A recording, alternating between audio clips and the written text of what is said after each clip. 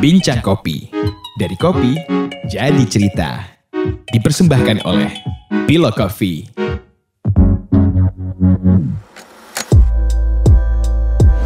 Selamat datang di Bincang Kopi. Bersama dengan saya Dian. Kali ini saya ditemani oleh operator Ibu Maria. Dia operator sekaligus mungkin bisa ikut komentar celetuk ya. Saat ini di studio sudah ada Arif Said, pendiri subskripsi kopi pertama di Indonesia yang sudah tidak asing lagi, yaitu Gordi. Halo. Gimana Arif kabarnya? Alhamdulillah baik. Baik Gimana ya? Yan? Baik. Kesibukan lu belakangan ini apa nih Rif? Masih dengan Gordi, dengan segala macam aktivitas Gordi yang ada sekarang. Jadi ya lumayan sibuk lah. Sibuk banget ya? Ya gitu-gitulah. Gitu-gitu aja sih sebenarnya. Gitu-gitu aja tuh. Kayaknya biasa kalau gitu-gitu aja tuh banyak sekali. Biasanya ya gak sih? Cuman bingung apa yang diceritain nih, terlalu banyak gitu. Harus dikupas ya. Dikupas. Pelan-pelan. Dikuliti gitu ya. Kuliti. Rif, setahu gue lu dulu teknisi Rif. Di Australia nih ya. Insinyur. Betul, insinyur. Sekarang memilih kopi. Kenapa itu Rif? Aduh, itu gimana ya ceritanya? Jadi intinya sih insinyur yang kesasar ke dunia hitam. Jadi di saat gue 25, 27 tahun, terus gue udah mulai berkarir di bidang teknis dan segala macam. Buntut-buntutnya gue ngerasa rada-rada kayak kok gini-gini aja ya hidup gue gitu. Terus sampai di satu titik gue udah bisa ngelihat wah 5 tahun lagi gue jadi kayak bos gue yang ini, 10 tahun lagi jadi bosnya dia yang itu, 20 tahun lagi gue jadi bos yang paling ujung situ gitu. Nah terus gue jadi kayak masa hidup gue gini doang sih gitu. Jadi akhirnya gue ya nyari-nyari lah, nggak hanya kopi waktu itu, pokoknya gue jalan-jalan aja dulu, ngeliat-liat ada apa. Akhirnya ketemu temen SMA yang udah mulai di dunia kopi di Indonesia lebih awal. Terus akhirnya wah kopi seru juga nih. Si Irfan atau si siapa? Irfan. Oh itu teman SMA ya? Itu temen SMA. Al-Azhar berarti? Bukan? Al-Azhar. Oh Al-Azhar. Irfan sama Agam dua-duanya anak Al-Azhar kan. Terus jadi akhirnya gue ngobrol-ngobrol sama Irfan di Anomali apa segala macam. Terus coba ngobrol-ngobrol mengenai lebih dalam lah mengenai kopi gitu. Sampai akhirnya perlu kembali ke dunia pekerjaan di Australia sebelumnya. Jadi akhirnya gue balik ke Australia, ternyata di Melbourne kopi banyak. Ternyata gue nggak sadar waktu itu kan. Maksudnya ya gue minum kopi gitu selama gue di Melbourne apa segala macam, tapi ya latte aja. Nggak gitu ya? Nggak ngeh. Sampai akhirnya, ada kopi Kenya, ada kopi Rwanda, yang kopi Yaman lah, apalah gitu. Jadi akhirnya kok seru nih. Jadi akhirnya gue mulai dari situ mendalami lebih lanjut. Sampai akhirnya gue ya udah jadi kecemplung deh gitu. Langsung kecemplung ya kopi. Susah emang. Nah itu karir pertama lu di dunia kopi dimulai di Australia bener kan ya? Betul. Jadi karir pertama gue waktu itu kan zamannya kan sosial medianya kan Twitter kan, sebelum Instagram kan. Nah terus jadi gue juga kalau nggak salah gue ngobrol-ngobrol sama lo pertama di Twitter tahun 2010, 2011 gitu, gila Twitter 10 tahun. 10 tahun kemudian ya. Satu meja di studio podcast. Iya jadi pas lagi zaman-zamannya Twitter, terus tiba-tiba ada lowongan lah yang ditampilkan di Twitter dari Sen Ali. Terus coba-coba ngirim CV gitu kan. Ngirim CV terus ya udah 2 hari sesudahnya gue interview, 3 hari sesudahnya gue diterima. Jadi ya alhamdulillah deh begitu. Di Sen Ali gue langsung jadi roaster pada saat itu. Sebenarnya kacungnya roaster sih. Jadi benar-benar yang dikerjain nggak hanya ngerosting kopi awal-awalnya, tapi ya ngangkat karung gitu ya. Iya, sortir. Ngangkat karung sih udah sampai zaman di Morph juga ngangkat karung sendiri. Ya gitulah, tapi emang yang namanya roaster ya, ngangkat karung, ngirimin kopi sendiri, terus apa? Ya dibentak-bentak sama customer juga ya kita lagi ya gitulah. Kurang lebih. Itu berapa lama di Senali itu? Di Senali gue tuh setahun. Setahun ya? Roster setahun. Setelah itu langsung lu ke Indonesia, balik? Betul, kembali ke Indonesia itu tahun 2012. Dan langsung mendirikan usaha kopi? Morph Coffee namanya. Itu bisa lu cerita dulu, Andrew. Morph sama siapa lu bangun? Jadi awal-awalnya intinya sih kita ngobrol-ngobrol antara gue sama Andrew. Andrew Tang ya? Andrew Tang ya, sama Andrew. Terus intinya sih di awal-awal juga sama Adi sempat ngobrol-ngobrol bareng. Sampai di satu titik kayak kok kayaknya seru nih di saat nggak banyak roastery pada saat itu ya 2012 ya, lebih banyak roastery itu kayak yang old school lah gitu. Nah sedangkan yang dibilang specialty ya masih baru sedikit. Nah itu kita akhirnya yaudah yuk kita bikin roastery. Di saat bersamaan juga ada Lia dari 115. Ya udah ngobrol-ngobrol bareng aja, terus akhirnya kita ini mendirikan Morph. Kita ngedirin Morph, terus akhirnya 2013 lah kita mulai merilis kopi itu ya? Merilis kopi ke 115 sebagai klien pertama, terus akhirnya kita juga sebagai roastery ya kita akhirnya mencoba mencari klien-klien lain. Ya udah, jadi akhirnya kita berkembang bersama lah kurang lebih dari situ. Iya sampai 2015 akhirnya we kinda grow apart aja. Jadi akhirnya gue mengembalikan lah saham gue ke Andrew, terus gue jalan sendiri. Di 2 tahun lo di Morph itu ya? Kurang lebihnya. Lo roster juga di situ? Jadi 2012 sih sebenarnya gue udah barengan gitu, jadi 3 tahun lah kurang lebih. Oke. Itu roster juga posisi lo di sana? Di sana? Di Morph? Di Morph ya sebenarnya semuanya sih, maksudnya campur aduk jangan-jangan. Campur aduk. Semua yang bisa dikerjakan. Iya, tapi kalau ngerosting gue akhirnya nggak terlalu, karena di tahun 2013 gue juga maksudnya akhirnya jadi ada pekerjaan lainnya. Oke. Selain kopi maksud gue. Di keinsinyuran itu masih. Keinsinyurannya masih lu jalanin ya. Akhirnya dijalankan lagi tuh di 2013. Baru nikah lah apa gitu-gitu. Ya. Jadi kayak nambah-nambah tabungan kan. Terus jadi di saat Morph itu kurang lebih ya bersama-sama, tapi gue nggak terlalu teknis di dalam Morphnya gitu. Akhirnya lu berhenti gitu ya setelah 3 tahun. Betul.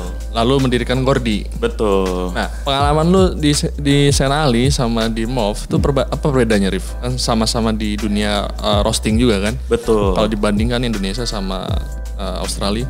Oke. Jadi yang pasti sih demand-nya itu berbeda banget ya. Di sana satu coffee shop tuh ya mungkin sekitar 50 kilo itu rata-rata. Sedangkan pas lagi di Jakarta kita balik ya 10-20 kilo tuh udah lumayan. Per bulan gitu? Per bulan. Okay. Itu udah lumayan oke. Zaman itu ya. Ya. Sebelum ada es kopi ini nih. Es kopi susu nih ya. Es kopi susu. Nah jadi kayaknya yang kerasa sih memang ternyata volumenya tuh lumayan kecil gitu dibandingkan Australia pada saat itu.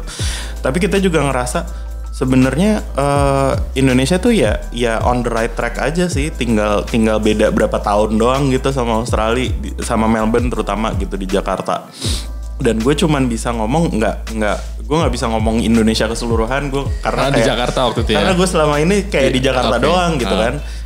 Terus juga di Australia juga gue mainly di Melbourne doang. Jadi kayak gue membandingkannya Jakarta sama Melbourne gitu, kurang lebih ya.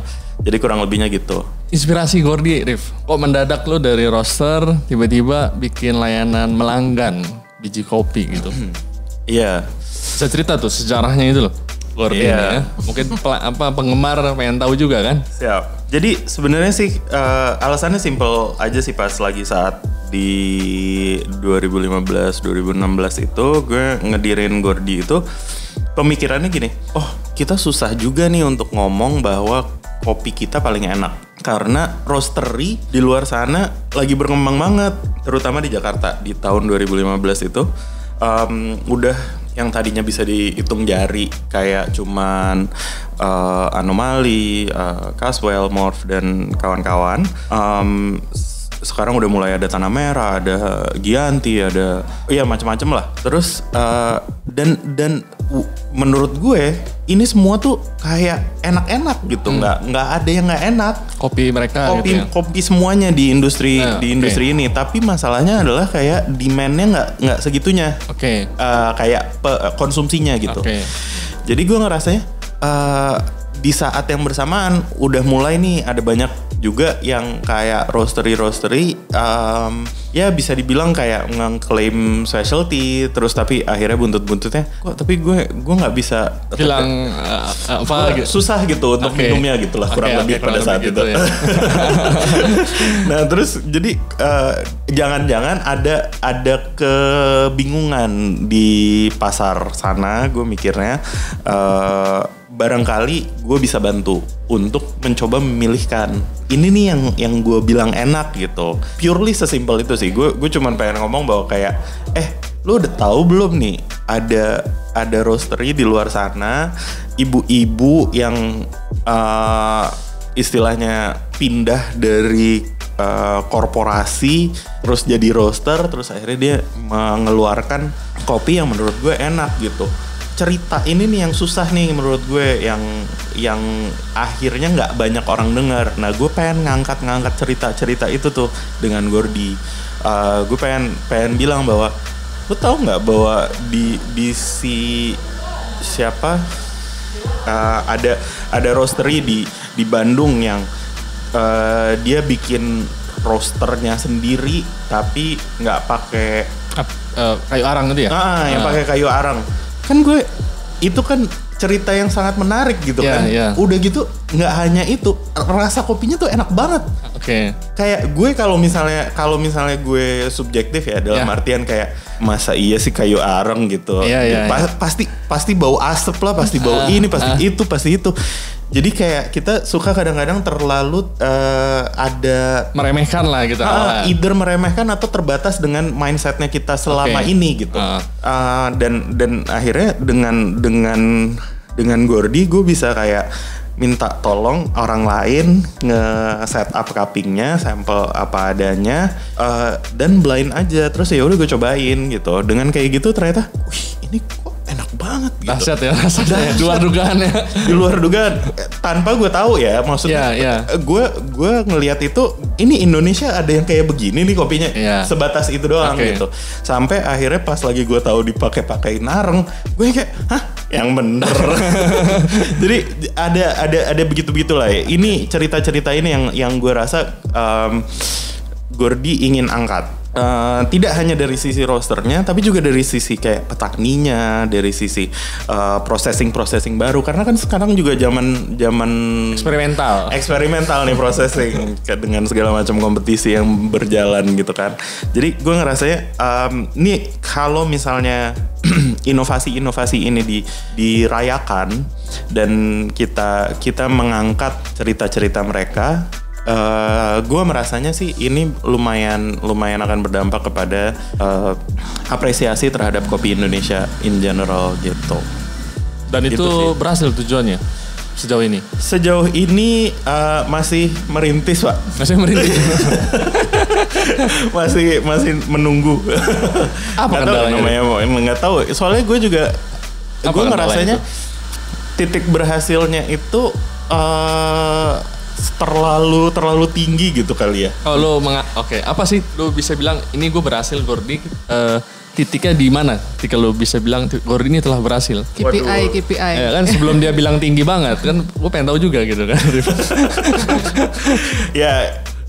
Saat ini sih ada sesuatu yang ingin gue capai, bahwa Gordi itu gue pengen menjadi suatu merek yang kalau misalnya ditempelin nih ini dikurasikan oleh Gordi itu memang itu menjadi suatu yang orang legit lah ya, percaya legit, gitu.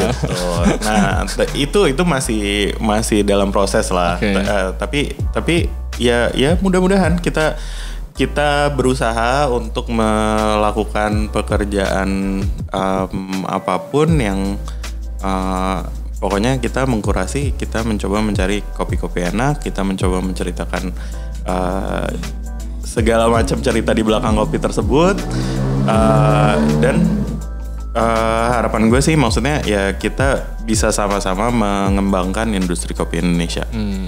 Itu sebulan berapa kopi yang lu kurasi? Kalau sebulan yang disebut dikurasi sih apa ya maksudnya? Atau lu menerima kiriman per bulan gitu? Kan berarti nggak semua yang masuk tuh bisa lu jual toh? Betul. Nah rata-rata per bulan dapat berapa lu? Ini yang sebenarnya rada-rada ini juga sih. Kalau diperbulankan itu naik turun. Oke. Pastinya. Cuman yang menariknya adalah kita kan sebulan cuma ngirimin sekali. Oke. Sekarang nih. Sebelumnya? Sebelumnya 2 kali. Sebelum 2 kali. Sekarang kita ngirimin sekali.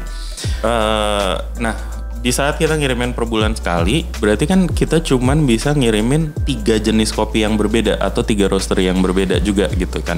Jadi kita tuh terbatas dengan limitasi waktu.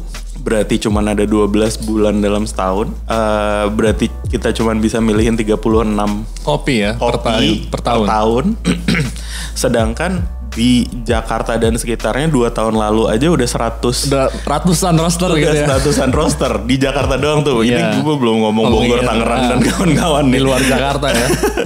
Jadi gue juga ya gimana gue keliling Jakarta aja itu bisa butuh 3 tahun. Itu baru Jakarta doang gitu kan. Jadi memang akhirnya ada limitasi dengan cara yang kita lakukan sekarang. Kita udah berpikir ide-ide gimana caranya kita bisa mengangkat lebih banyak roaster dan segala macam. Tapi di lain sisi juga limitasi berikutnya karena kita cuma 3, jadi orang udah ngirimin sampel bulan ini nih, baru dapat slot misalnya 3 bulan lagi. Oke. Kopinya udah habis 3 bulan lagi kan?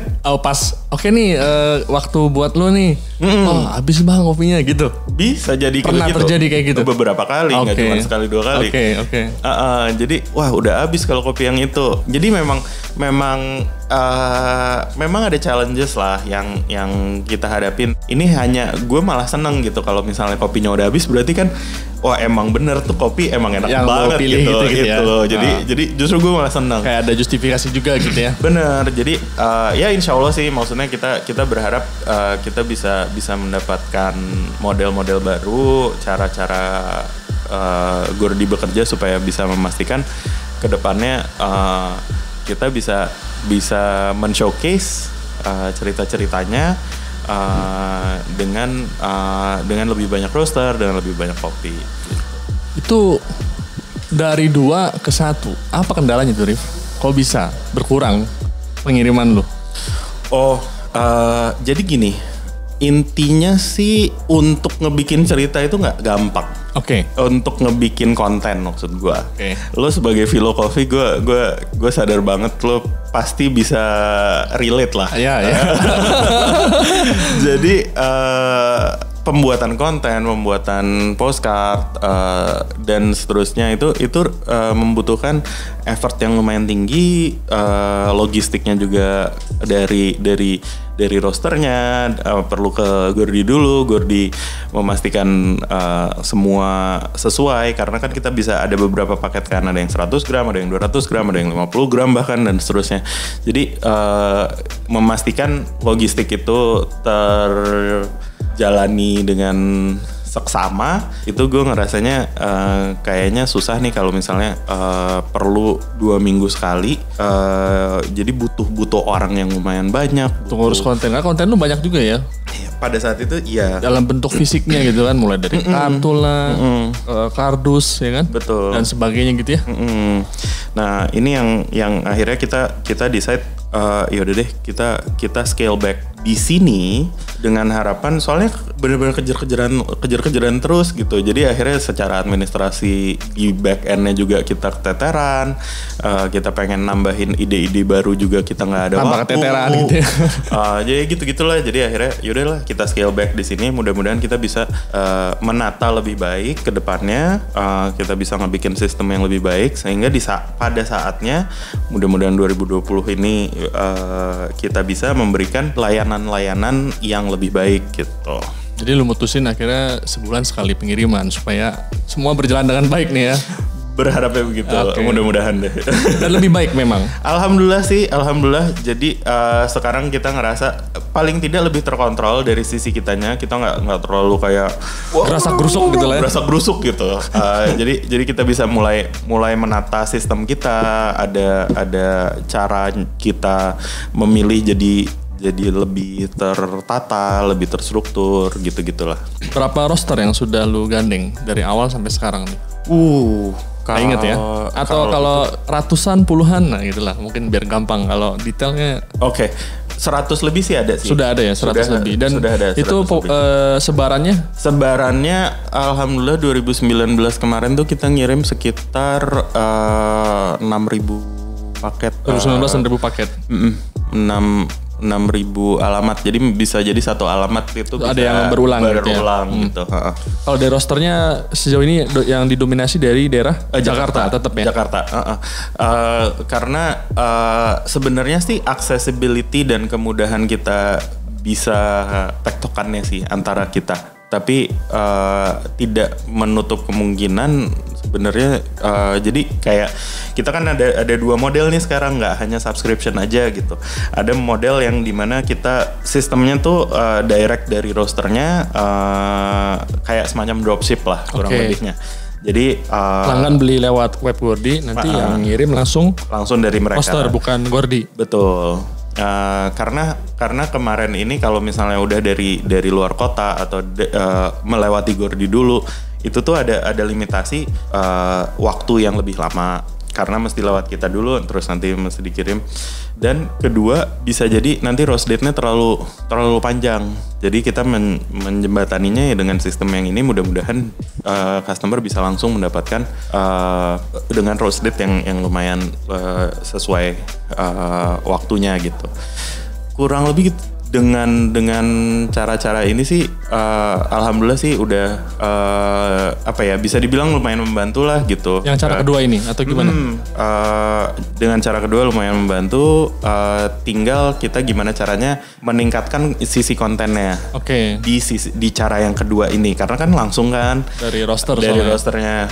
Nah, ini yang lagi kita pengen coba godok gitu. Lu godok. Nah, itu pemilihan lu kerja sama dengan roster di sistem 2 ini itu serupa juga dengan sistem 1 atau subskripsi tadi tuh. Lu akhirnya kurasi juga rosternya, kopinya dan sebagainya gitu. Nggak cuman kayak orang ngirim, "Bang, saya mau jualan nih," kayak marketplace gitu. Betul. Itu nggak begitu atau gimana? Nggak, memang sengaja kita nggak sesuai kayak marketplace.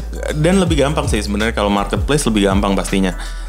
Tapi kita ngerasa bahwa karena Gordinya itu ingin mengedepankan kurasinya tadi, kita ingin mencoba memastikan semacam partnership jadinya. Tidak hanya ini. Jadi kita mencari di awal-awal roster-roster yang sudah kita kenal, yang sudah lu kenal baik lah ya secara personal gitu. Secara personal. Dan yang sudah kita terbiasa untuk kalau mengetahui bahwa cara kerja mereka minimal tuh ada administrasi untuk kalau misalnya, soalnya kan kita pakai manual banget kan di backendnya, pakai WhatsApp bro. Jadi bro ada kopi ini di alamat segini ya, tolong gitu. ya kirim ya, gitu. Jadi kayak jadi teknis di belakang layarnya itu lumayan manual. Kebayang gua rumit itu mas. Nah gitu. Jadi lu bayang ada 6.000, kalau 6.000 alamat pakai WhatsApp, lu kebayang lah Mar tuh. Salah pecah, belum salah ketik nanti kan. Aduh, pusing juga. Belum nanti pelanggannya ngubah, "Bang, sorry Bang, alamatnya salah." Ke kantor aja, gak usah ke rumah. Ke kantor aja Bang. Aduh. Jadi memang limitasi kita sekarang ini tuh memang kita sangat manual. Walaupun kita sedang mencoba membuat sistem untuk meringankan hidup, Memperlancar kerja. memperlancar. Tapi memang masih ada limitasi. Nah itulah kenapa saya perlu minta maaf kepada roaster-roaster di luar sana. Sekalian ya. yang udah ngomong-ngomong mau dong jualan di Gordi apa segala macam. Saat ini sayangnya bukan kita nggak mau, tapi kita yang nggak sanggup. Kurang lebih gitu. Jadi intinya sih dari kedua ini kita pengen mendapatkan kurasinya. Nah, tapi dengan sistem yang dropship ini kita mengkurasinya nggak necessarily kopinya, kita mengkurasinya roasternya, harapannya ke depannya lebih kepada konsistensi sih, karena kadang-kadang yang dibutuhkan di customer end itu nggak necessarily enak atau enggaknya, karena enak atau enggak tuh subjektif banget, itu relatif banget tuh. Tapi kalau misalnya gue nyobain kopi ini, Ijen Yellow Caturra, ya gue berharap kalau misalnya gue balik ke Vilo, gue nemuin Ijen Yellow Caturra ini yang sebelumnya lo coba gitu. Itu sama persis gitu. Nah ini yang sebenarnya lebih susah nih dari sisi roaster dibanding menawarkan kopi enak. Ini gitu pengalaman pribadi nih, pengalaman pribadi sebagai roaster nih. Itu susah banget untuk menjaga konsistensi karena kan satu ada faktor alami. Tiap tahun panen berubah, alam berubah gitu kan, alam berubah. Nah, jadi ada faktor itu. Tapi gimana caranya kita memastikan itu tersampaikan juga ke customer, dan dengan faktor yang berubah dari eksternal itu gimana caranya kita mencari supaya rasanya paling tidak menyerupai dengan sebelumnya atau jangan sampai jauh gitu ya. Atau paling enggak kenapa kita milih Yellow Caturra sebelumnya itu tetap dijaga di tahun-tahun berikutnya gitu. Jadi stok juga harus konsisten ada gitu ya, jangan sampai. Waduh, kalau misalnya stok konsisten ada gue nggak ada komentar deh. Ya kan khawatir suka derita roaster 3 bulan kemudian kosong kan, repot juga kan. derita roaster gue. Emang banyak ternyata masalah nih ya. Tadi gue pengen nanya sebenarnya, terus ternyata lu udah singgung, tapi bisa gue tanya ulang lah, lebih rinci. Itu gimana Rif? Kan lu fokus sistem 2 atau mungkin yang sistem pertama subskripsi, nyari roaster juga yang lu kenal dulu lah biar enak gitu ya. Kan temen lu banyak nih Rif di Jakarta ini. Itu gimana kalau temen lu semua minta terus lu harus nolak gitu kan? Nolak kan tak alasannya karena aduh tadi seperti lu bilang gua nggak sanggup gitu ya, atau terlalu banyak nih dominan Jakarta semua, atau yang masuk itu juga kopinya misalkan Ethiopia semua mendadak, atau Kenya semua, atau Gayo semua. Intinya lu bagaimana tuh menolak roaster yang minta ke lu, terus lu temen lu itu kenal, itu lu punya perasaan gimana tuh? Wah kalau misalnya perasaan gue masih lebih gampang. Kalau misalnya kalau temen ya gue masih ngerasa bahwa kayak gue bisa ngomong gitu kan. Kayak bro minta maaf, ini gue nggak sanggup aja gitu, atau minta maaf gue ada ini ada itu. Yang berat malah nggak, bukan teman malah ya? Yang lebih challenging itu yang justru kalau misalnya gue nggak bisa ngobrol langsung, dan udah langsung nge-stempel Gordi, tapi ya gimana juga gitu kan. Udahlah gitu. Jadi sebenarnya sih yang kita lakukan tuh ya kita pengen mencoba mencari model aja sih. Selama 4 tahun nih Gordi berjalan, kita masih mencari model kurang lebih. Sampai sekarang lu belum nemu ternyata yang ideal banget gitu. Gue ngerasanya belum ya, karena kayak gimana ya, maksudnya apa sih kendalanya kok sampai lu bisa belum nemu tuh? Oh ya macam-macam ya. Yang paling penting deh, signifikan. Mungkin 3 hal mendasar lah. 3 hal mendasar, maksudnya kalau misalnya dibilang kendala atau kayak challenge gitu ya, yang pasti sih intinya gue tuh kurang kreatif.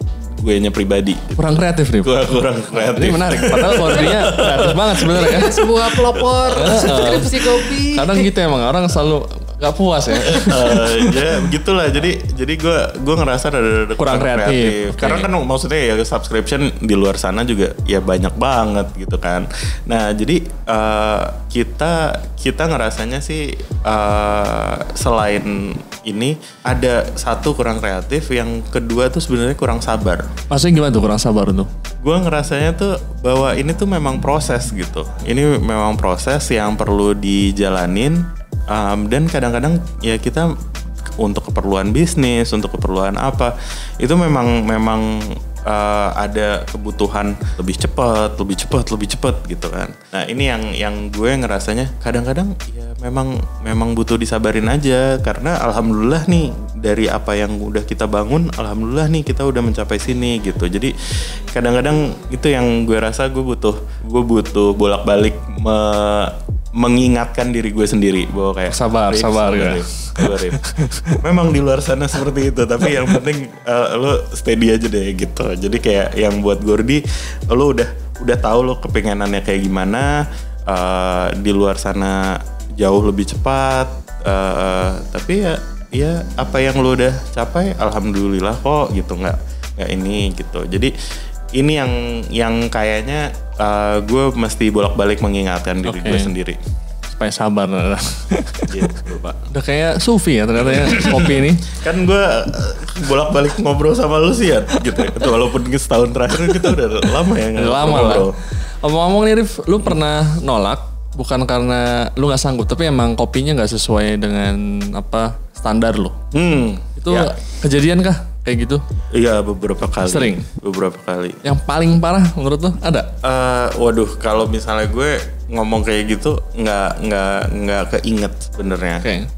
Cuman yang pasti sih gini, susahnya adalah di saat kita ngomong kualitas, itu gue selalu ngomong kalau kualitas tuh objektif, tapi kalau rasa tuh subjektif. Oke.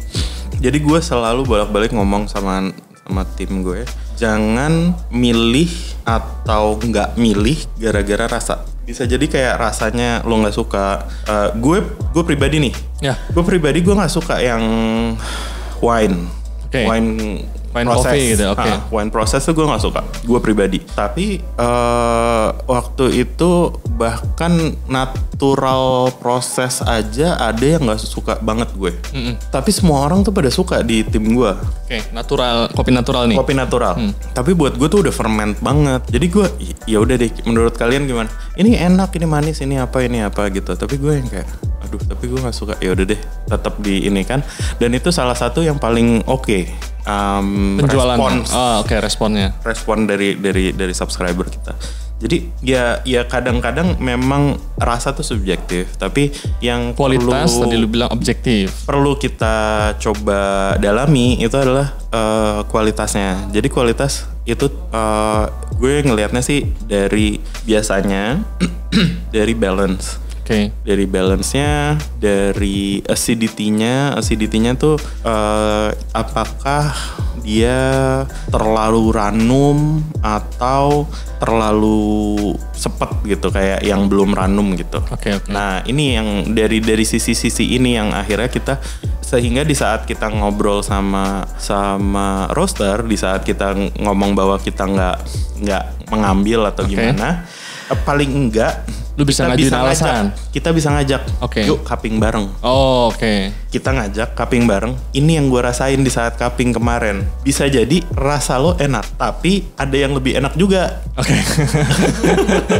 Jadi di saat cupping, nih gue masalahnya gue ngelihatnya kan per meja kan.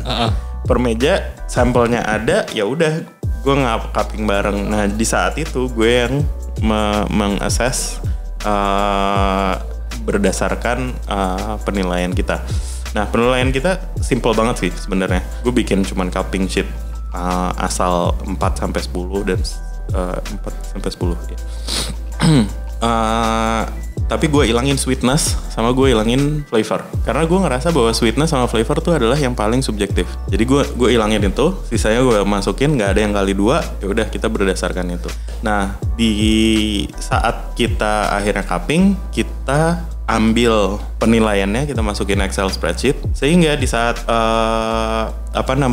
di saat kita pengen ngirimin kopinya, kita ngeliat Excel spreadsheet itu lagi aja. Yang ini udah dikirim, oke ilangin. Yang ini belum dikirim, ya udah itu yang paling atas yang kita kirimin duluan. Ada yang stay di bawah terus.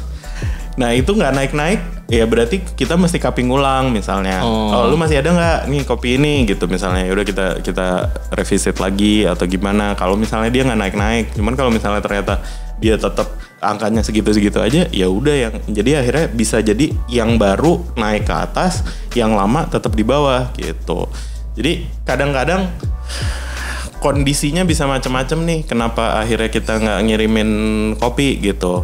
Bisa jadi nilainya jadi akhirnya nggak naik-naik. Bisa jadi kayak apa? Emang kita merasa secara kualitas nggak segitunya. Jadi dibuat sistem ranking gitu ya nilainya. Gitu. Penolakan ini sampai tidak membuat lu bertengkar kan? Alhamdulillah sih nggak ada sih so far. Nggak tahu sih, gue nggak ngerasa. Cuman kalau misalnya minimal di depan nggak ada. Kayak kadang rumit memang. Kalau penolakan agak sensitif soalnya kan.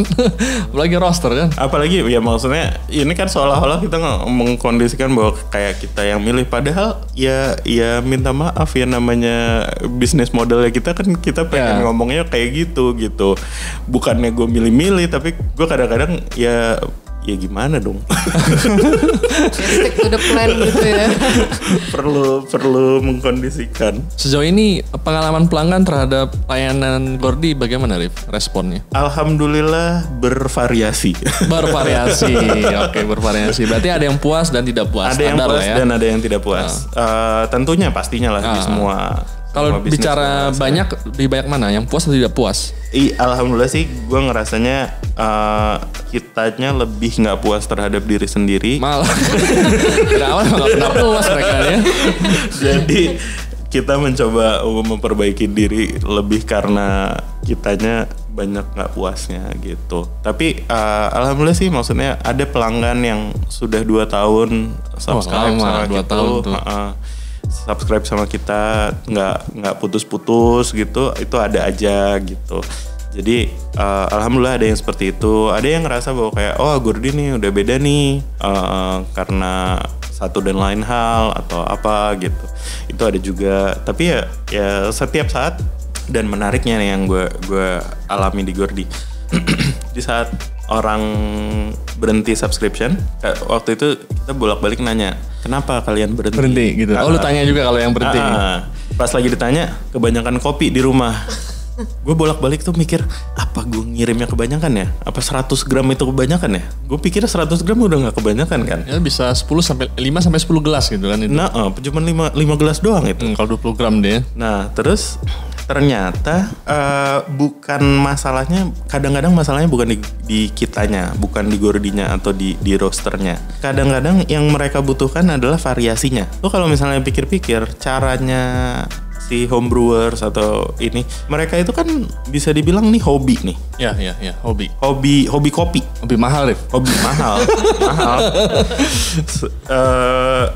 Jadi yang mereka cari itu adalah excitementnya. Jadi sekarang yang exciting yang mana? Oke. Jadi bisa jadi waktu itu Gordi exciting, nggak jadi exciting lagi sekarang. Itu gue jadi nggak boleh sakit hati gitu. Oke.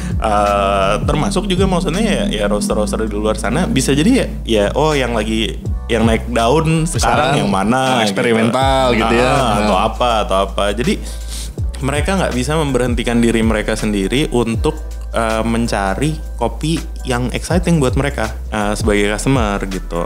Jadi akhirnya gue sebagai oke, ya udah gimana caranya kita bisa memberikan excitement itu gitu sih. Jadi akhirnya kita lumayan. Jadi sampai ada pelanggan berhenti langganan karena kebanyakan kopi. Menarik ya? Menarik. Mungkin dia belanja di tempat lain juga. Iya. Nggak, maksudnya ternyata ada orang kebanyakan kopi, Mar.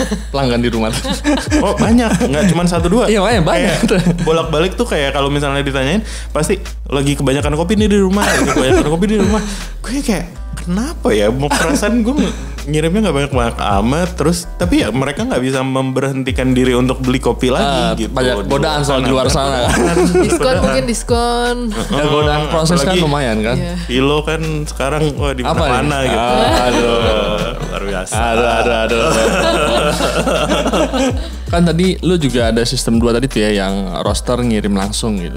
Lu nggak khawatir, lu tidak khawatir soal data pelanggan itu gimana, Rif? Misalkan ada pelanggan baru nih, misalnya gue nih roster, misalnya gue pilot nih ya, terus ada pelanggan baru entah dari mana, misalnya sebut kota X, beli lewat Gordi, terus kan gue tahu nih, oh ada kota X nih beli kopi gue lewat Gordi. Betul. Terus gue udah ngirim nih pembelian lewat Gordi kan. Betul. Besoknya, bos kalau mau beli langsung liat gue aja gitu. Apa lu gak khawatir hal seperti itu? Ya ini tergantung niat sih. Oke. Tergantung niat. Bagaimana niat ini nih? Jadi maksud gue gini, niatan awal gue di Gordi yang tadi sempat gue singgung juga, itu adalah gue pengen supaya konsumsi kopi meningkat. Gue pengen supaya orang lebih banyak menikmati kopi dari Indonesia, atau paling enggak konsumsi di Indonesia itu, baik itu dari luar atau dari Indonesia. Karena gue ya sorry ini rada belok sedikit. Apa Rif? gue nggak terlalu kopi Indonesia terbaik. Gimana caranya lo tahu kopi Indonesia terbaik kalau misalnya lo nggak pernah nyobain kopi Ethiopia atau kopi Brazil gitu, maksud Tidak ada pembanding gitu ya? Jadi paling nggak lo bandingin aja dulu gitu. Nggak mesti harus nasionalisme. Tapi gue nasionalisme tinggi banget nih. Gue pengen kopi Indonesia lebih baik, tapi untuk jadi lebih baik kita perlu tahu dulu di luar sana kayak gimana. Seperti apa gitu. Okay. Nah intinya sih balik lagi ke pertanyaan lo. Niatan gue pengen konsumsi kopi di Indonesia itu meningkat. Sehingga ya kalau misalnya itu ya kadang-kadang bahkan ada orang datang ke Gordi, dia subscribe, terus dia ngomong, gue cocok banget sama yang ini yang kemarin, pengiriman kemarin, gue pengen beli lagi. Gue bisa beli dari lo nggak? Oh maaf, kopinya nggak ada, lo nih rosternya langsung deh. Bisa jadi Gordi yang akhirnya bertindak seperti itu. Kita ngasih pelanggan buat orang lain, tapi kan itu niatan gue di awal. Niatan gue di awal adalah di luar sana roster tuh udah mulai banyak dan enak-enak gitu. Jadi ya yuk bareng-bareng yuk gitu. Harapannya sih lebih ke arah situ. Jadi dengan lu menanggung resiko konsumsi naik, roster lu menurun pendapatannya gitu ya. Menanggung resiko itu, betul sekali. Hartir bisnisnya. Tapi ya alhamdulillah sih so far aman-aman aja. Aman-aman gitu. aja. Ya. Maksudnya ada aja lah paling enggak gitu. Ya keluar masuk pastinya. Tapi ya semua bisnis juga kayak gitu. Ada resiko lah ya. Gimana caranya kita bisa memberikan value kan? Gimana cara memberikan nilai tambahan kepada mereka supaya akhirnya mereka kembali ke Gordi dan ke roster-roster di luar sana gitu. Per bulan berapa pengiriman, Rif? Rata-rata ya kalau misalnya 2019 atau paling rendah berapa, paling tinggi berapa pengiriman per bulan? Aduh, berapa ya? Kalau misalnya dari sisi aktivitas yang istilahnya dari online order gue ya, maksudnya lewat website gue aja, itu mungkin sekitar 300 sampai 700 gitu. 300 sampai 700 per bulan pengiriman. Yang melanggan tuh ya? Nggak sampai kayak Vilo gitu lah yang ribuan gitu. Oh enggak, Rif. Lu nggak ribuan, belasan ribu, Rif. Oh belasan ribu luar biasa. Sekalian gue lebayin ya nggak sih? Jadi masih merintis gue ngomongnya kalau yang bagian itu sih. Itu lu udah puas ya? Iya kalau misalnya puas, makanya gue bilang tadi. Puas, salah. Pertanyaan gue salah. Gue lebih kritis terhadap diri gue sendiri masalahnya. Ini pertanyaan penting sebenarnya. Dengan Gordi sistem subskripsi ini gitu ya. Sebenarnya bisa menghidupi perusahaan lo. Kalau dari sistem subscription aja enggak. Makanya lo akhirnya buka bisnis lain di Gordi. Maksudnya banyak aktivitas Gordi yang berbeda dari subscription itu untuk memastikan bahwa niatan kita di subscription ini terjaga. Padahal ruh utama lo juga emang awalnya subskripsi ini ya, langganan ini ya. Betul. Nah itu untuk mengatasi itu akhirnya mengembangkan divisi lain. Itu bisa cerita, Rif, divisinya apa aja? Jadi intinya sih kita ada aktivitas retail coffee shop yang kita rintis itu di 2017 mulai dari Gordi HQ, tapi juga ada aktivitas selain coffee shop itu kita juga mensupply ke ke bisnis lain gitu. Mereka gitu. Kita sih Suplai biji kopi atau suplai apa, Rif? supply biji kopi yang waktu itu pernah di roastingin juga sama Oke. Anda. Jadi selain itu kita sebenarnya sih pengen ke arah ini sih, ke perkantoran sih. Gue ngerasanya kayaknya kalau misalnya kafe di luar sana ya roaster kan juga udah banyak apa segala macam. Ya udah kita yuk bareng-bareng aja gitu. Maksudnya ya kompetisi sehat aja lah gitu. Dan Gitu sih. sekarang lu udah jadi roaster, Gordy ini. Sudah roasting sendiri akhirnya in-house?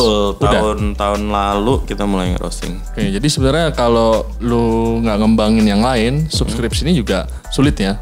Iya. Karena iya. kan tim lu banyak sekali ya. Ya sesuai dengan bisnisnya aja sih. Maksudnya semakin tambah ada aktivitas bisnis tambahan ya kita perlu nambah orang. Soalnya kalau lagi lihat di Instagram dia kalau lagi lebaran Gordy itu penuh coy halaman rumputnya itu orang-orang. Oh, banyak ya pekerjaannya ini. Gitu. Itu Kira-kira ada berapa tuh total pekerjanya? pekerja ya saat ini mungkin sekitar 50-an lah gitu. Mantap. Lumayan banyak. Banyak Mar, Banyak. bukan lumayan itu. Tapi kan itu ya dari beberapa inilah aktivitas gitu dan coffee shop jadi maksudnya Total dari 3 outlet itu ya? betul. Jadi sekarang nih Gordy juga sebagai roaster gitu, terus juga menjual biji kopi roaster-roaster lain. Nah itu bagaimana Rif? Mengatasi pasti ada konflik kepentingan dong, atau enggak malah? Di luar pasti akan terlihat bahwa itu sebagai konflik kepentingan. Di luar, oke. Tapi di dalam kita lumayan kayak udah pokoknya yang penting Gordy tuh perlu jadi solusi. Karena harapan gue kan peningkatan konsumsi sama yang kedua untuk ngebikin gampang aja gitu. Oke. Ngebikin hidup lo gampang gitu. Oke. Jadi kalau misalnya lo coffee shop apa segala macam dan lo udah happy dengan Satu roaster apa? satu roaster dan segala macam, ada bagian dari hidup lo yang masih susah nggak yang bisa gue bantuin? Kurang lebih gitu lah. Kalau maksudnya oke sini gitu ya. Oke. Jadi gue nggak mencoba mencari-cari kayak volume yang terlalu gimana, tapi hopefully dengan kita memberikan value, dengan kita menambah simple hidupnya orang, mudah-mudahan ya disitulah kita bisa memberikan gitu. Nilai tambah. Dan apa itu Rif yang orang tuh ngerasa susah tuh selama ini lu temuin?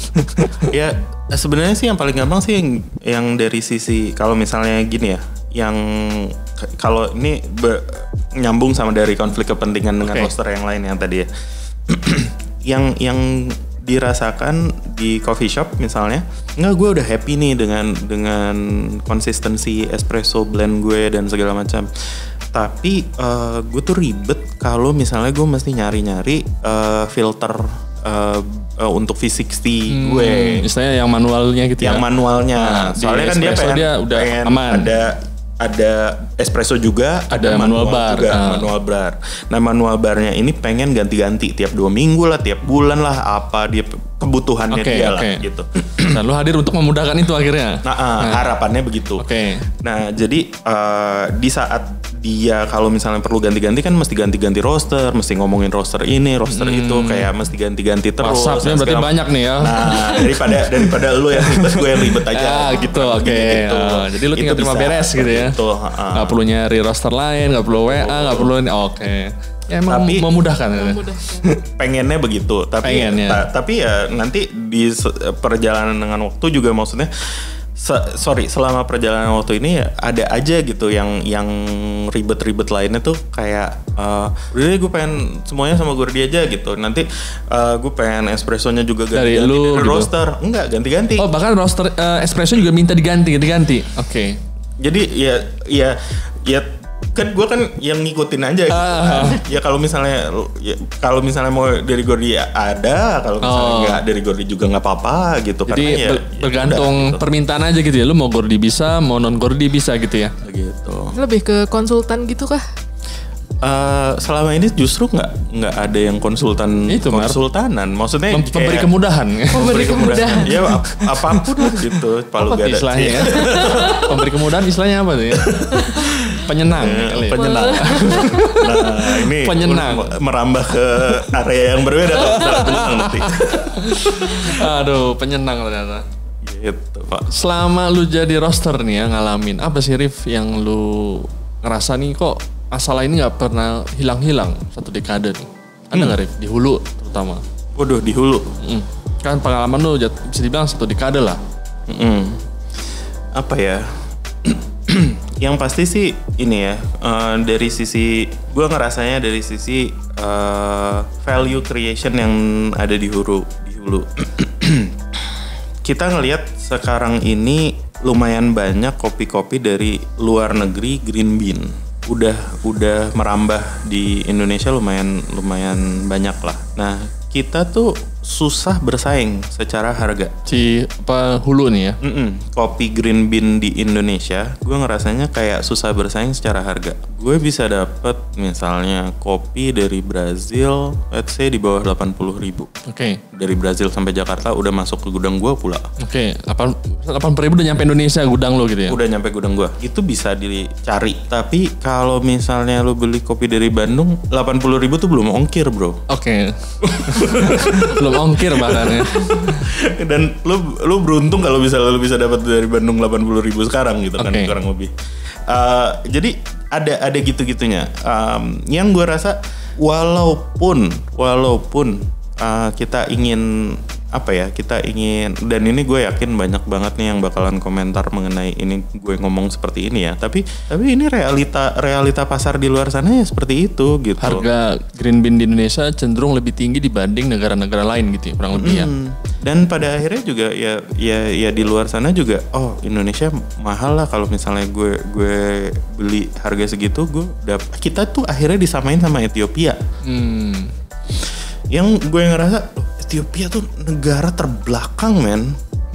Gue ngerasanya ya dibandingkan Indonesia kita infrastrukturnya oke, dan dibandingkan Ethiopia, dibandingkan Rwanda. Tapi ya kalau misalnya dibandingkan Brazil, dibandingkan Kolombia, mungkin ya kita setara lah gitu, atau bahkan lebih baik. Tapi ya gitulah. Jadi gue nggak tahu. Gue nggak pengen sok ngerti. Oke. Cuman gue ngerasa realitanya sebagai customer, kalau misalnya itu, gue sebagai roaster, gue ngelihatnya kayak gitu. Jadi gue nggak tahu masalahnya di mana. Nah, lu sebagai yang aktivis hulu nih. Apa ada aktivis hulu ya? Aktivis hulu barangkali bisa mencoba menjelaskan sedikit lebih lanjut tuh kenapa seperti itu. Tapi gue tahu lah. Tapi undang dong gue ada podcast dong. Gue belum bikin podcast, langsung aja lah di sini. Ya terus gimana Rif?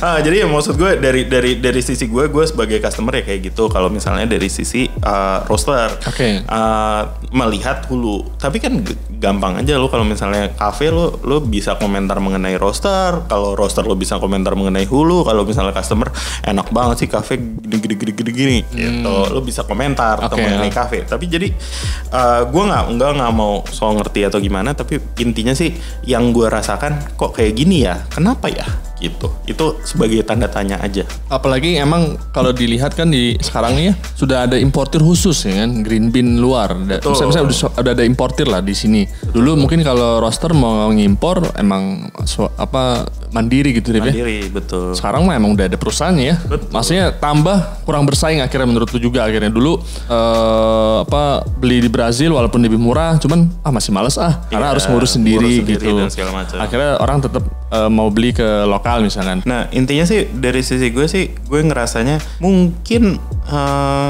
ini menjadi opportunity untuk apa yang bisa dilakukan untuk mengefisiensikan supply chain kita gitu. Karena di satu sisi kalau misalnya kita ngelihat ke hulu harganya naik terus. Kalau ngelihat ke sisi customer, sisi demand, harganya turun terus. Oke. Iya kan, maksudnya lu es kopi susu sekarang ada yang 12.000, 10.000. Gimana agak nih? Kayak, tapi saya bahan baku tetap naik gitu ya. Gitulah. Jadi sebagai pebisnis juga lo harus ngelihat kan harga bahan baku dan seterusnya. Ya gitu sih. Tapi gue juga kalau baca laporan kayak roster-roster luar kan karena tapi katakanlah pengen membedakan kopi spesial tuh salah satunya adalah transparansi harga pembelian gitu ya. Itu gue juga terkejut-kejut sih. Mereka beli kopi katakanlah dari Afrika $2 per pon gitu kan atau per setengah kilo. $2 setengah kilo. Berarti 1 kilo $4 gitu. Betul. Di sini mah disuruh pulang kan. Anda mabuk, Bung. Pulang sana gitu kan. Mana dapat $4 gitu kan. Bener. Asalan pun nggak dapat. Lo beli Robusta oke lah. Iya, asalan pun nggak dapat gitu. Tapi paling tidak kan ada Hawaii juga tinggi gitu ya. Australia juga tinggi. Itu kan juga menarik tuh. Roster Australia malah jarang beli kopinya sendiri gitu kan. Malah kopi luar semua, luar Australia gitu. Tapi itu salah satu kendala menurut tuh yang sampai sekarang belum berubah gitu ya. Iya. Soal kenapa harga kita lebih tinggi gitu dibanding negara-negara lain gitu. Betul. Soalnya pas lagi zaman gue inget banget pas lagi zaman gue pulang dari Australia 2012, gue inget 2011 itu gue ngambil barang enaknya setengah mati dari Costa Rica ke Australia. Itu $6,5 masuk gudang Australia. Enak banget. $6,5 2011 itu oke. Ya. Gue datang kemari $6,5 waktu itu kan ya 13.000 lah dolar gitu kan. Jadi mungkin 90.000. Gue datang kemari 90.000 tuh lo dapat dari Sumatera. Belum ongkir juga lagi jangan-jangan. Nah iya sama kan. Jadi kan bingung gitu. Maksud gue dari Costa Rica tuh bukan negara Amerika Latin yang besar atau yang infrastrukturnya oke atau gimana. Itu udah masuk ke gudang Australia dengan segala macam ongkir dan insurance dan kawan-kawannya. Gitu. Oke. Ini Rif, ini masuk bagian-bagian akhir lah. Nggak sengaja udah sejam kita nih. Lumayan lama nih ya ternyata. Seru juga kita ngobrol. Gue udah mulai Arabica Rif kalau udah 1 jam nih. Asem mulut ya. Karena ahlul isap nih kan beda. Ini Rif, pendapat lo tentang perkembangan kopi di Indonesia nih Rif. Terus prediksi lo gimana menurut lo? Sangat positif sih gue ngerasanya. Dalam artian gini, banyak yang ngomong kopi udah mulai saturated. Gue ngerasanya baru mulai. Lu ngerasa malah baru mulai, bukan jenuh gitu ya? Bukan jenuh, gue ngerasa baru mulai. Ini kayaknya makin seru nih ke depannya. Terutama dengan yang apa ya, dengan adanya brand-brand baru yang lumayan agresif perkembangannya. Ini ternyata mereka mencapai result dan dari niatan gue lebih cepat daripada Gordi nih bahkan. Tapi ya kalau misalnya niatan gue itu di Gordi kayak gitu, ya gue nggak peduli yang ngerjain itu Gordi atau siapapun kan sebenarnya. Jadi gue happy gitu ngelihatnya. Alhamdulillah nih ada teman-teman dari Kenangan dan dari Fore dan dari Janji Jiwa dan kawan-kawannya gitu. Maksudnya mereka segitu cepatnya dan segitu pesatnya untuk merubah lifestyle yang tadinya nggak ngopi jadi ngopi, yang tadinya ngopi sasetan jadi ready to drink dan seterusnya. Intinya sih dari sisi gue itu sangat positif perubahan itu. Tapi berikutnya kok kayaknya mereka dengan segala macam aktivitasnya itu kayak lumayan mungkin di arena itu, di permainan itu sangat kompetitif atau bahkan bisa dibilang jenuh di arena es kopi susunya. Tapi kalau misalnya lo ngelihat kopi industri secara keseluruhan, dari masing-masing ini mereka berapa puluh ton konsumsinya. Itu kan butuh satu supply yang green bean yang steady dan konsisten. Berarti itu akan ada peningkatan konsistensi supply di sisi hulu. Selain itu mereka nggak tahu cara kerjanya mereka gimana atau maksud gue bisnis developmentnya bakalan ke arah mana perkembangannya. Tapi gue ngerasanya nanti supply chainnya akan menjadi lebih baik juga. Karena kebutuhan mereka adalah nge-supply ke 1.000 outletnya mereka dalam waktu berapa tahun ke depan. Itu gimana caranya supaya itu menjadi lebih cepat, mudah, dan efisien. Itu pasti mereka akan memikirkan itu gitu secara supply chain juga. 11 ton gitu per hari tuh untuk memenuhi 3 outlet kayak gitu tuh. Nah, kayak apa gitu. 3 merek itu? Nah itu, kalau misalnya lu udah belasan ton per hari, Atau puluhan ton mungkin ya. Ada yang tahu gimana gitu. Iya makanya. Tapi jelas belasan ton lah itu. jadi gue ngerasanya sih itu lumayan menarik dan akan terus berkembang di industri kopi secara keseluruhan. Ya rantai nilai pun juga akhirnya tadi bilang ya Betul. lebih efektif, efisien dan sebagainya gitu. Karena ini ada pelanggan yang nunggu nih. Sehari belasan ton kalau enggak repot gitu ya. Bener. Iya. Itu Jadi lu melihat juga dampaknya luas gitu ya dengan perkembangan sekarang ini. Ya? bakalan sangat luas dan mudah-mudahan sangat positif kepada industri kopi Indonesia keseluruhannya. Dan Gordy gimana ngeliat kayak gini? Pengennya lu gimana nanti posisinya? Ya, Mimpi lu lah. mimpi gue, waduh, mimpi gue, ya tentunya kita ingin memberikan nilai tambah selalu kepada customer kita, tapi at the same time intinya sih pengen ngegampangin hidup orang deh intinya. Mulia sekali. Ini gampang hidup orang ya, walaupun dirinya susah Mar. Kayak lilin berarti kan, nyala gitu. menerangi tapi dirinya terbakar. Oh. Lilin ternyata. Oke nih Rif, ini Siap. terakhir nih Rif, pertanyaan terakhir sih. Gue lebih pengen tahu, lu punya tips gak sih buat kan sekarang emang menarik banyak perhatian orang ya. Orang pokoknya tumbuh lah minat buka kedai. Nah, mungkin ada tips dari lu sebagai senior ya sih, pelaku bisnis 1 dekade nih. Untuk membuka kedai. Apapun lah, dari kopi, mungkin roster, mungkin ada unek-unek lo gitu, kalau roster gimana, kedai gimana, atau ya subskripsi gimana. Seingat gue juga ada yang mau buka kan, subskripsi lagi tuh. Oh seingat gua. udah 3 kalau nggak salah subscription sekarang nih itu langganan dia. kopi ini. Intinya sih kalau misalnya dari sisi gue perlu memberikan kata hati-hati di saat soalnya ini gue baru lagi baca buku. Oke. Gue lagi baca buku namanya apa? E-Myth. Gue gak tahu lo pernah baca atau enggak. Tapi intinya segini. Jadi kadang-kadang kita tuh sebagai praktisi atau sebagai teknisi kopi, kita barista lah apa segala macam.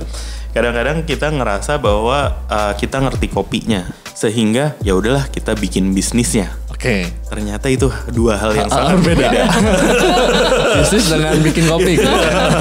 Jadi kalau misalnya arahnya itu ke arah bisnis kopi, ya dipastikan aja bahwa Anda mengerti bisnisnya. Kan sekedar kopi Bukan talk, ya. sekedar produknya Oke. gitu. Karena di saat membuat bisnisnya tentunya itu HR mesti dipikirin, sales mesti dipikirin, marketing mesti dipikirin, belum lagi accounting sama finance-nya dengan arus kasnya yang kayak gimana dan seterusnya.